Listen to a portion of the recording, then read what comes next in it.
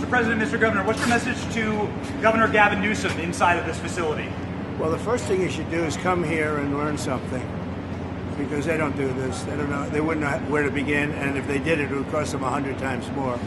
So I would say he should call the governor and Christie, and I'm sure you'd give him because his state is a disaster, and he doesn't do this. Well, they have the original Alcatraz, so you guys could approve him being able to set one of these up over there. I'm sure the secretary would be happy to do that and provide. My sense is he's probably not going to bite on that, but I don't know that they'd be able to come in at cost because they tried to do this high-speed rail. They spent like $150 billion, no tracks. We've got a privately funded rail in Florida from Miami to Orlando. It costs the taxpayers zero, and it's very successful. So it's just a much different approach between states.